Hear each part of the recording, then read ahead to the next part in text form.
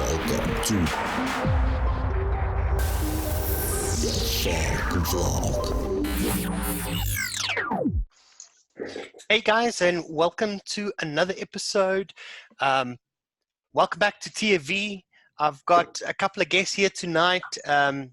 Richard is here. Welcome, Richard. Hello. Rudy is here. Welcome, Rudy. Congratulations on the launch, the successful launch of one out in the market. I see a lot of people posting it everywhere, and it's nice to see a familiar face, you know, kind of cutting it out there. So well done, Rudy. And then Mr. Dietzenstein, welcome. Okay. So, guys, what we're going to do today is, of course, we're going to be talking a little bit about, you know, we're going to have a bit of a retro day, you know, just talk about another time in vaping that is not today, you know. So there's a lot of things happening in the media right now. I think it's not like we want to avoid the topic, but we just want to have another conversation at this point in time because it gets a little bit overwhelming, right? So I asked the guys to get some of their old gear together, and we're just going to have a chat about it. We're also going to talk about our favorite old recipes. So yeah, stick around. Hope you guys enjoy. Let us know in comments what you think. But yeah, I want to show you guys this here. Do you guys have an idea what this is? Before I show the name, I'll show you the bull deck as well. What you can see here is velocity style. You see those massive coils in there? Look at that velocity style deck here. You see that? Here, there is a hole over here. This is obviously, this is a small little hint of what this is, right? But No. have any one of you guys have an idea of what this is? Check the heat fins on this thing. So this is the heat fins on it. Can you guys see? Yeah, no idea. No idea. So, well, I was vaping RT. Well, of course, I started out with the Vapin. I think it was, what was it, 2014? I think it was the December of 2013. And then in 2014, I was looking at RTAs already. And then, yeah, I vaped that Vapin for about like a month or two, or maybe a little bit longer, maybe 3 months max. Then I started looking at RTAs, and of course, I had a Nautilus. I mean, tank. So I had a Nautilus and I had a Sub-Ohm. But then I was looking at RTAs. Okay, so what I'm showing you guys tonight is my first RDA that I got. So this is called the Orcish. Does that sound familiar, guys? It was kind of missed. It was in a time where there was a lot of things being released, right? I mean, every day, and you know, end of 2014, the start of 2015, around there, every day you would have about, you know, something else popping up on a site or some new RDA being released. Every week I would see, you know, new tanks. There was a time when there were so many tanks on the market that even the vape reviewers got sick of reviewing them. But that's when I got this guy over here. Now, the reason why I got this one is because I didn't fully want to commit to dripping, right? Can you guys remember that? And also there was a time when the media said dripping is a bad thing. The kids are dripping now. I don't know if you guys can recall that. Anyway. The dripping was extremely difficult because you had to know how to build coils and you had to bend wire and put things in, and you had to know about Ohm's law, all these things. And it was they've made it like an exclusive club. And you had to pass with distinction to be able to put two pieces of metal into a little clamp thing and put some cotton through. Yeah, and it sounded so difficult that most people just like stuff it. They just did the RTA. it's just too dangerous, right? It's just too Yeah. dangerous. So this is what time did the Velocity release, guys? Was that 2015? Velocity was a bit earlier, I think, around 2014. Yeah. But I remember Orkish, they came out with a whole bunch of like quite innovative, but also quite gimmicky stuff. I seem to recall that they had a tank, they had a dripper that you could convert into an RDTA. Yes. You could screw the top off and it would be a dripper, but then they included a glass tank that if you screwed it on, it was like an RDTA. Yeah. They brought out a lot of that type of stuff. Yeah. This was the innovation. So I've got some really good news for you, Richard. This is the one. This is that one, right? So That's the one. Yeah, this is the one. So what you do here, right, is at the bottom here, you just turn off this bit here, right? Then, I mean, this is that 510 bit over here. Well, that screws in. And then what's exposed now is literally that pin. But you can also see there's holes. I just want to get the right. Oh, yes, there you can see. There's holes in here where your wicks now can, I mean, there's 4 holes. I don't know if you can see it. Maybe a little bit better like this. Yeah. There's 4 holes now where your wicks can come through, right? Yes. Then they sold these guys separately. Of course, you got a tank that you could put underneath. Okay, but you could also buy these guys separately. So this was a tank on its own. So you got a tank in the box, and then you got this guy here. I've got 2 of these. And this is a completely separate thing. You have to buy extra, right? But the guy that sold me this, I was looking for just the fattest RDA, you know what I mean? Just something, but I wanted to still be able to, if I didn't like it, I wanted to still be able to go back to something like a tank. And a 500 Rand investment for me was a big investment at that point in time in my life. But this was, this is the tank bit. Can you now recall this, Yes. Richard? Yeah, I'm looking online here. So Rip Trippers did a review on it in May 2015, and he says it is his favorite dripper to date. So I mean, things have moved on a little bit. Yeah. Orkish actually pulled out of South Africa because they said they only ever sold 1 tank here. So at least now we've solved that mystery of who they sold it. Oh shit! Hang on, quickly, guys. Okay, Nice. Richard, what were you saying about Orkish? What did they say? I was just trailing you. I said they pulled out of the country because they only sold 1 tank. And you were the guy who bought it. Yeah, It's nobody really, else. dude. I can remember. Okay, so I was so impressed with this piece of innovation, and you know how lekker this thing vaped. I'll show you something else now that I don't think a lot of people know. And this was the first time I saw that. But let me quickly show you the gimmicky thing about this here. Okay, so you know that little tank, of course. That screws off the top. Now you can keep juice in here. You can close this part off. It's got O-rings and everything. And you can take this and you can throw it in your bag or in your pocket or whatever the case is. And this is a tank of juice that you can now have without having the juice bottle with you, you know? Yeah. Because I mean, you know, so here's a juice bottle, here's a little tank. So if you're just going somewhere, you have 2 or 3 of these, might be some people into it, you know what I mean?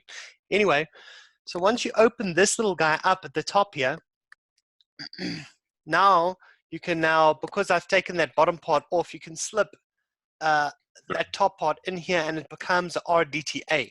Okay. Mm. So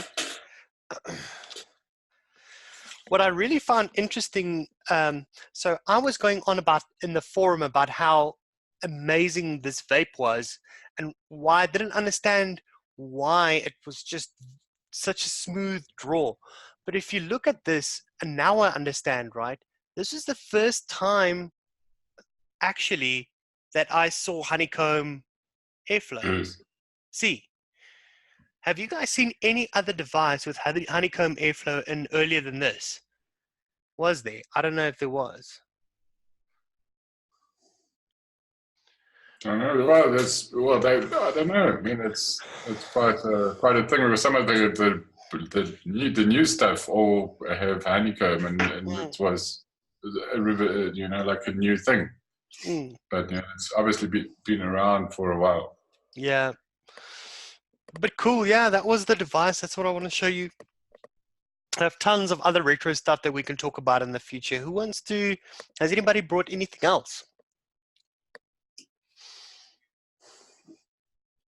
I've got a couple of my first mods.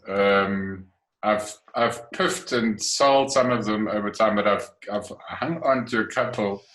So my very first, after the pens, my very first sort of real device was a Cuboid Mini, which was this boy here. It had an internal battery. It lasted a good 3 or 4 hours. And so I had 2 of them, so that one could be on charge and then one could be in use, and then swap around with them. But then I soon realized that its output was a little bit limited. And then I went for the big boy, which was a K box. So which was sort of a predecessor to I don't know where it fits into the hierarchy, but it sort of still looks similar to a noisy cricket. So it was regulated. It did its thing. It did 2 batteries, and then but it was very big and bulky and heavy. And then soon I wanted to play with the big kids, and I bought this monstrosity. Some people still use it. A Raylo RX 200S, and it was sort of modeled, I think, on the Lincoln. But also hellishly heavy and very uncomfortable to hold. And then I went through the whole smock phase and soon discovered the legendary smock paint job. I mean, this one was about 3 weeks or so, and it's started losing all its bits. And then thought, but it can't be. I got another one, and the same happened to that one. I then went all cool and got this Smock Cube Ultra, which had flashing lights. You can change the lights. Oh, shit. It had green and blue and orange and yellow lights on the side when you pushed it. There was LED screen bits built in there. But that also, that didn't last long. I think it lasted about 3 months and then it died. Oh, but what batteries did that one take? Was it just 18650s? Yes. That's quite big, eh? That's a massive thing, eh? I really wanted one of those, to be honest with you. No, it was okay. I mean, the novelty wore off very quickly, and then I disabled the lights. But it didn't last long. It also it's just poorly made. Everything after a couple of weeks, things start misaligning, and the paint, of course, never does its thing. And then I ventured into mechs for a full month, and I got one of these things. Whoa! Off a mate. I don't know. It is a Madge with a clone goon on it. I was going to say, so hey. I was the shit for about a week, and then I thought thing's not going to work, and the color wasn't so lekker. So I used this, I think, 3 times ever, and I've never used it again. So I just scratched it out now. And then I had a fascination at some stage with all the smock. All the beast tanks. Oh, yes. And there were so many. Good Lord, there was a beast and a prince and a V3 and a V12 and a V8 and there were so many, and they were all crap. And you had to find coils, and I mean it was horrendous. Thank God for RDAs and facing the demon and trying to put 2 pieces of metal into 2 posts or something. I mean, it's just, I haven't gone back. I've tried a few bits, but yeah, we struggled back in the day. Oh, and one last one was I can't even remember this thing's name. This was quite. What was this called? It's a. I don't know what this was called. Oh, I know what that is. Isn't that an IPv4? No. Ohm slice. Ohm slice. Take ohm slice. It took one large battery. That space for one big battery. That was the one that could do temp control on Canthal. That's it. Yeah, that was the first one that could control Canthal. Here we are. Ohm slice. And they had the Ohm Wrecker, which was their claim to fame. Oh yes, I remember that. Yes. This was the limited release where you can't. I mean, they had all patterns on it, but that's faded off now. It could do readings of everything, but it also didn't last very long. I think about 3 months or so. Then it also decided the paint is gone. I mean, the paint started going away after a week. But yeah, I was so obsessed with hardware. Like I had to have the newest, and as soon as it released, you had to have it because, of course, it's going to work better than the previous one. You would convince yourself, and then 2 weeks later, somebody will report something. Then I had one of these ugly things. So I thought that this was also the shit with the cutouts on the tank. It was an Aspire something or the other. That's an Aspire. That's an Aspire Nautilus. I think so, yeah. With and it's fancy thing. They can on bring. The I just which still works. I mean, the missus uses it on occasion. But yeah, the AO all-in-one devices. They were very maintenance heavy. Yeah, but that sort of metal cover around the tank, that I thought that was pretty. I still think it's beautiful. That like sort of pattern on it. Yeah. And then we went the other way. Then we went like no, more glass, and now bubble glass. Yes. more juice. I don't know I don't know where we're going next. This is my first ever tank after I transitioned from a Cigalite to my first tank. Wasn't a rebuildable, had cartridges, and there it is. Oh, the E-Leaf. Isn't that the E-Leaf Milo or Milo or That's something? the E-Leaf Milo 2. Oi, that thing was fire. Came out with titanium coils. Yeah. And then how you filled it. I don't know if you can see that. Oh, yes. This is how you used to do it, right? You used to put it on the side, yeah. Turned it and you'd put it on the side and then you'd close it off. And then you vape. That was my first ever tank. My first ever rebuildable tank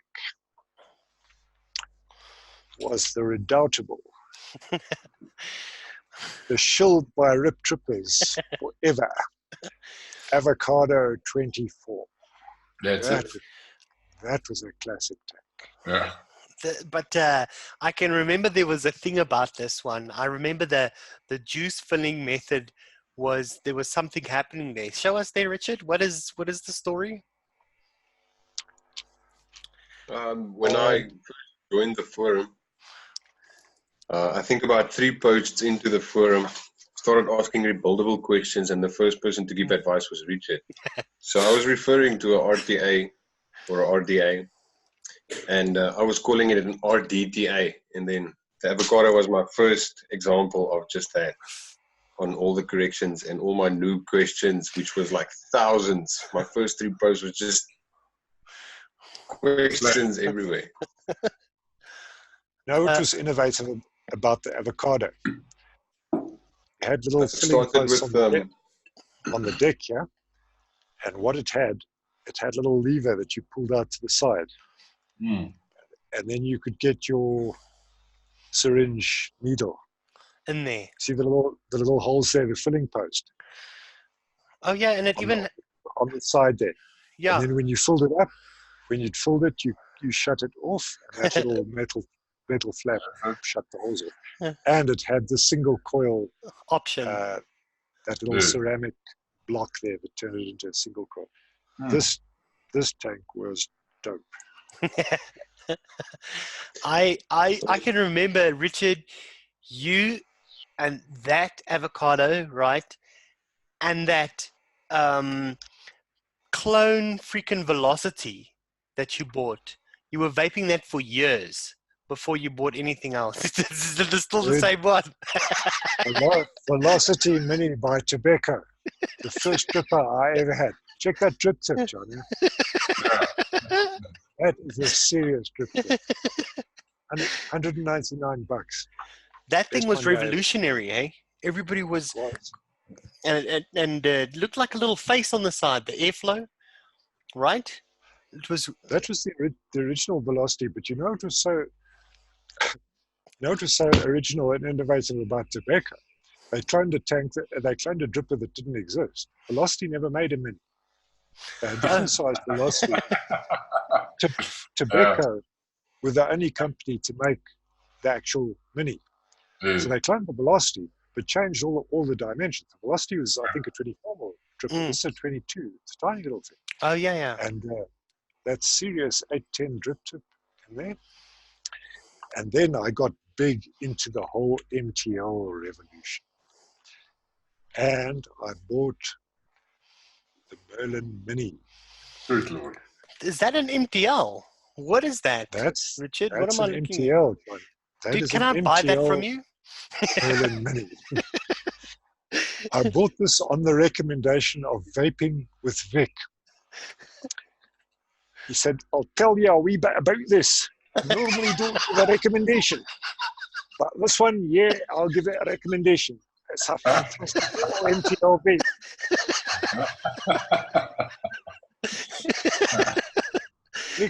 Vic was the man in those days. If Vic recommended something, you went for it. That's it. Oh So man. there it was. And I can tell you about this best drip tip ever. Richard, can I have a look at that bull deck, please? I really want to see it. That is such a bull cool deck? little. Yeah, I want to see it. So MTL, right? How tight is that draw? Reasonably, it's not a full MTL. Oh, It's not a direct how lung. to word- Have you got some What old word? wicks in there, like ancient old wicks? No, I cleaned it out, but getting this bull deck off is going to be a swine.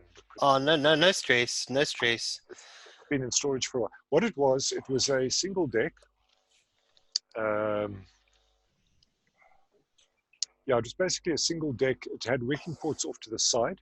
So you mounted the coil almost like in a Velocity deck and a dripper. You mounted it horizontally. And then the cotton clad through and just hung on the side. And you had to wick it so carefully because it would leak like hell if you didn't wick it properly. You had to just put enough cotton in just to lightly touch the sides of the channel. And can you remember what a big thing that was with the avocado as well? People used to fight like crazy. Some people said, no, you must strip the wicks right into the tank so that they're hanging halfway down the tank. Yes. Other people said, no, you just tuck it into the hole and you leave it. And you have to do, and then when you hit your vape, because you hit your vape like, you know what I mean? Yeah. You actually drip. when you tilt it, you wet the wicks. But I can even remember, what was the guy from Vape King? The coil, the big coil expert there. He actually did videos and talks at vape shows showing people this is how you vape the avocado. The big guy. Ollie. That's Ollie. it, Ollie. Ollie, Yeah. okay, so what did he say? So you must hang your wicks down. No, Ollie was a big proponent of you just put your wicks just into the hole, that they just cover the hole, and then when you tilt it, it then wets the wick. So the people were upset about it because, and you know, these were the things that we're trying to figure out back in the day, right, Richard? We were trying to figure out what were the benefits of having a shorter wick opposed to having your wicks hang down. So, you know, when the wicks are hanging down in the tank, it just feels like you don't have to be so conscious of, you know, flipping the RDTA around. Well, people got horrendous leaking. People got very bad leaking if they didn't wick properly. So that was the big thing. Oh, Are you yeah. going to get leaking if you hang your wicks down, or if you just put them in the... What was that tank that came out? It was like the XL or something. It was supposed to be like the best tank ever, but nobody could wick it properly. And it actually got to the point where vendors started taking them back. People said, I just can't wick this properly. And they were starting to return them to the shop because they just got leaking. It was like a major release. When it came out, it was like, this is the tank. Was there something XL? Something like that? It wasn't the Below V1, right? Wasn't that one? No, it wasn't Below. It was by a company that also made mods. Oh, freak. Now you got me thinking. What was it? Was it No, I think it was I think it was an RTA. It was an RTA. iJoy. It's an iJoy. iJoy. Footless XL. I had one of them. Oh yes, it was an iJoy XL. Yes. Didn't have I it. had one. It had an XL sort of like in the glass. You know what I mean? Yeah. The metal made an XL. The metal covering of the tank, and nobody could wick that thing properly. I may have one here. Avocado. This one.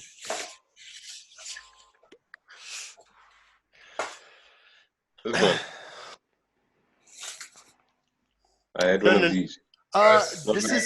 This was a time, dude. This was a vibe. I had one of these. This was a vibe. Richard, you can talk about this as well.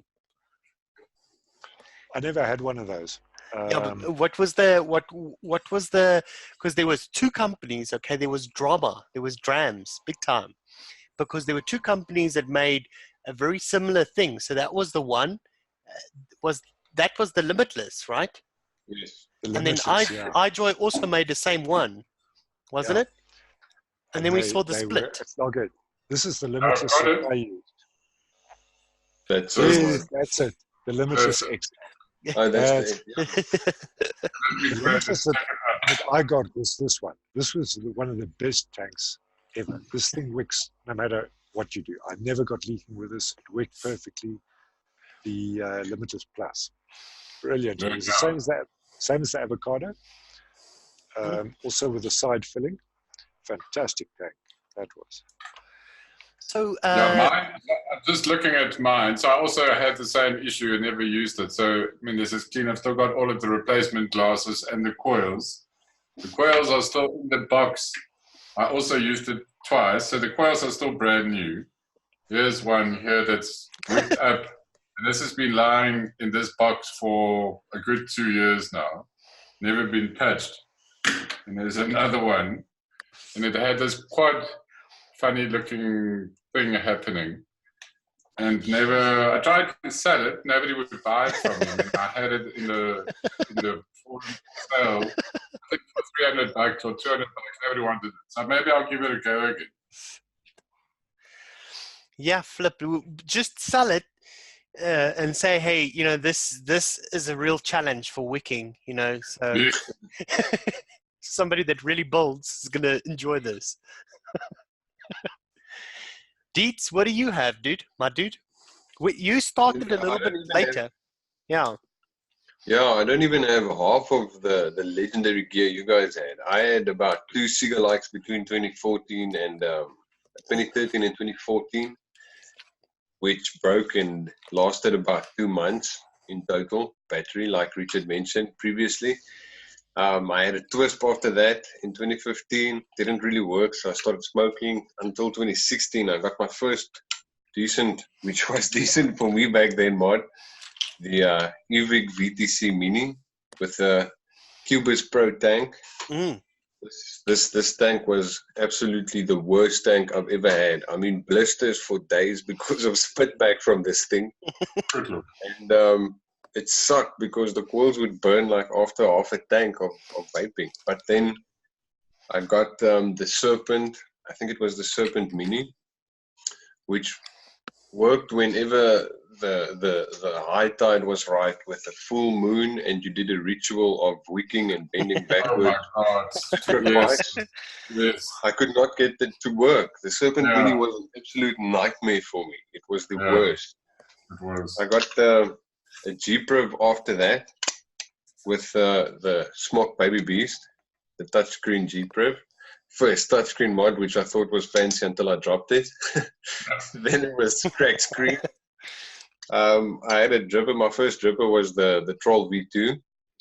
Oh, yes. there was which I controversy bought on about the this one. classifieds. Love it. Yeah, Oh, no, this this was thing- actually a good dripper. Yeah, I that enjoyed was. it. I wanted one of those. That's a 22, right? Is that a dual coil? This is the 22. Yes. I've got a big boy. I've got a 25, I think it is, of that. Love it. Love that tank.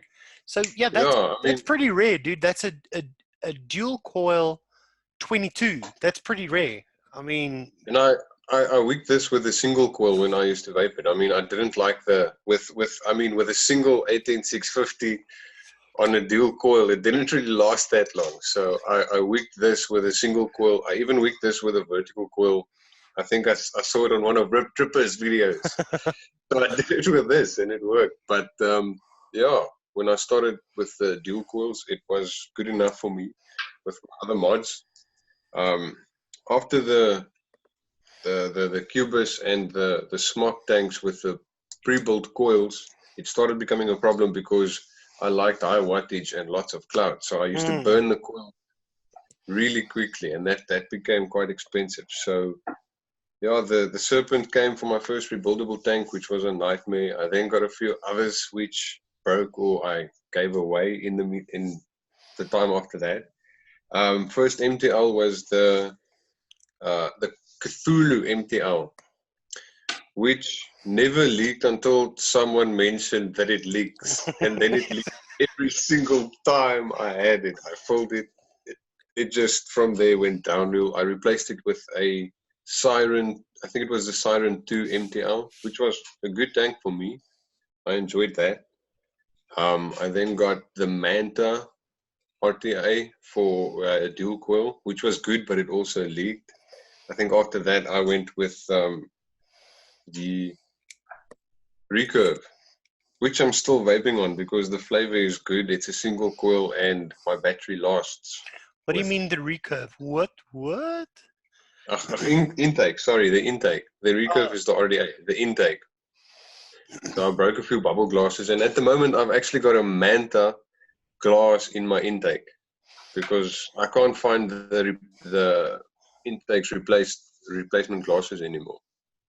And that So works. there's like a few threads missing at the bottom. It's not screwed down all the way, but it fits and it works for the moment.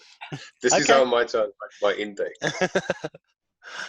Oh, and I also had this awesome little mod, the Smo, and I think this is the Cylon. That's the Siren on it as well. I think it's the Cylon. I can't remember. Yes, the Smo and Cylon. This is actually a really awesome mod. I can't remember what happened with this mod. I think the screen broke or something. But this was a really impressive mod, wattage-wise.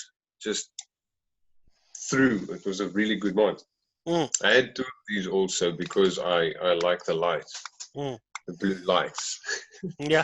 So I had two of these, but the touchscreen on the other one stopped working. So as with everything else, that was an expensive. That is a Asmodus, right? Is that an Asmodus? yes. Those are expensive, dude. That is a classic right there, right? That would be an expensive mod. That was like, that was for the people that are not buying high-end gear, but want to spend a little bit more money on a mod. You know what I mean? They also had the Kodama. I think it was the Asmodus Kodama. I've always wanted one of those. That's one of those resin mods. And the shape was the Minikin V2's shape, which also I wanted the V2, the Minikin V2. yeah, so that's basically my list. Wasn't really that big, but yeah, I took it slow. I didn't really after the first few mistakes of the smock, I stopped doing impulse buys and chasing the hype train. So if I found something that worked, I stuck with it. And same with the intake, it works. So I haven't really looked at anything else. I see all the other stuff, but if I find something that works, it works for me. If I was vaping back when Richard started, I would probably be rocking one of the stuff he still has right there. Yeah. You want to talk about a classic mod? Oh, fuck Pico. you. Man, the Pico. The Pico is the reason I got I got into vaping. A friend of mine had the Pico with a Mellow 3.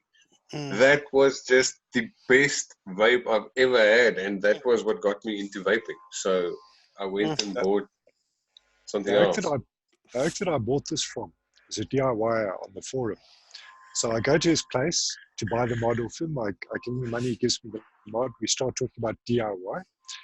And in those days, I was using Clarilinks flavors. I just like trying to make my own juice. And he said to me, I can highly recommend flavor art. If you're on the internet, try to find notes by a guy called Hidden Clouds. He'll teach you how to mix because he's got really good notes on flavor art. And that's where it started. Damn. I found myself mixed notes, went home, did a internet search, found myself a copy of Fixed Notes. And that's when I came out with my 2% FA dark bean, 2% FA Irish cream recipe. It was my Irish coffee. I thought it was bang. It wasn't. I thought it was. Yeah. No, but I mean, I can remember that actually. I can remember, talking about the Hidden Clouds flavor notes on the forum. I can 100% remember that. It doesn't even feel that long ago. What happened to him or her? Because there was some controversy about it being a male or a female, and there was a bit of secrecy around the identity of Hidden Cloud. Yeah, she just vanished. I mean, he or she was on Vaping Underground until fairly recently. I don't know if they are anymore. But I mean, he was still bringing out recipes and using stuff that wasn't FA anymore. I think he put out one with Capella, or she put out one with Capella flavors. But I don't know. Wayne said that he tried to contact Hick and get him or her onto his show, and they just never responded. So yeah. Who knows? I thought it was a she, a her. Yeah, I had no clue. I didn't even associate gender yet. I was just like Hidden Clouds, I don't know, for some reason I'm thinking on Reddit I read that someone responded to her as a her. So that's why I thought she's a why for me it started on the forum, and I remember it was just after buying the Smock December, I think it was December 2015 or 2016, and I posted my first list of concentrates I bought. And some of them were one of our local flavor houses rebranded stuff, which I wasn't aware about. But I mean, knowing nothing about DIY, you jump in, and I posted like 50 of my own created recipes. And if I actually looked at them today to check the dates of the devices I have, those are some really dodgy recipes I created on my first go, and I posted them everywhere. Yeah, no, that might be a good next episode. We go back on the forum and we go and look at our first posts and look at what we were on about. I was laughing, man. That would be a good episode. Okay, guys. Richard was very helpful everywhere. I mean, on almost every question I had, Richard was giving advice and showing correction, and you should try this flavor and stuff. Rudy also later started helping with DIY. I mean, I think it was because everyone was shocked with the percentages of sweetener or some weird stuff I was making. Someone had to jump in and be like, whoa, maybe you should try some of this. Okay, guys. Thank you so much for spending some, just zone out time talking about some old gear. It's cool to see what you guys have. I've got a whole box of stuff here, so we'll do another episode at some time But what I want to hear from everybody that's watching this and just chilling out with us is, what retro gear do you still have?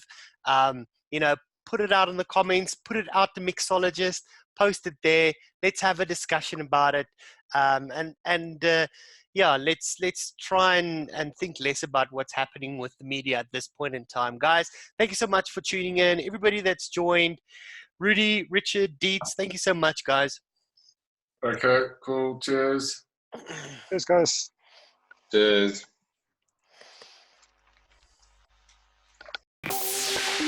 Welcome to the Fog Vlog.